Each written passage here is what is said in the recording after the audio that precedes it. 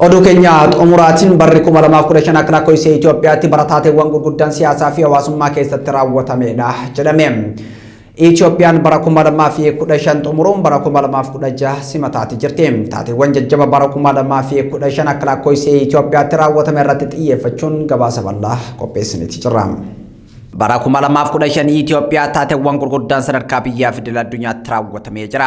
Waraanni Itoophiyaa gara kaabaa waggoota lamaaf adeemsifamaa ture waliigaltee nagaa Piriitooriyaatiin goolabame.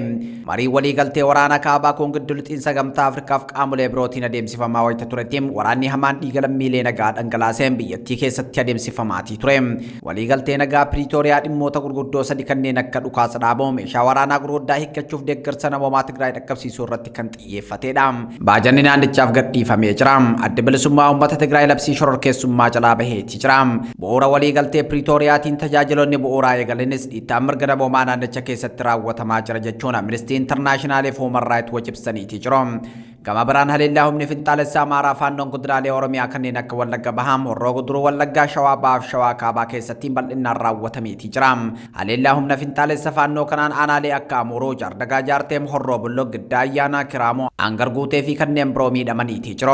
Lammiileen kumaatamaan lakkaa'aman buqqa'uun magaalaa Shaambuu fi Giddaa Ayyaanaam keessa qubataniitii jiru. Wal waraansi mootummaa Itoophiyaa fi waraana bilisummaa Oromoo jidduutti adeemsifamuun bara 2015 kana keessa bal'inaan adeemsifameetii jira. Bara kana keessa loltoonni waraana bilisummaa Oromoo magaalota lixa Oromiyaa kanneen akka Gimbeen, Dambidolloo fi Naqamtee qabachuuf yaalaniitii jiru. Mootummaan ammoo giddu galeessa Oromiyaa keessatti haleellaa qilleensaa raawwachuun miidhaa dhaqqabsiisee jira.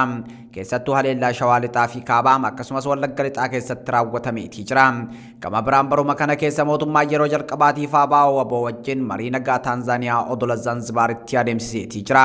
Humnoonni waraanaa mootummaa ajjechaa fi hidhaa murtee seeraa malee Oromiyaa keessatti raawwatan bara kana keessa hammaateetii jira. Bara kana keessa qondaallee olaanaan kaafaa obbo Baqqalaa Garbaan paartii siyaasaa keessaa ba'uun Ameerikatti koola galtummaa gaafataniitii jiru.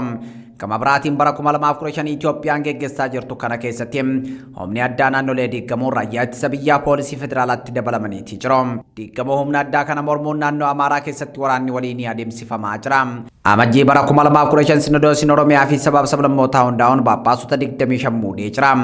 Hundeeffama Sinodoosii haaraa kanaa fi muudama Phaaphaasota kanaa Sinodoosiin Ortodoksii Tawaahidoo Itoophiyaa balaaleffachuun falmiteetii jirti. Sinodoosiin naannoo Tigraay baruma kana keessa Phaaphaasota haaraa muudee jira.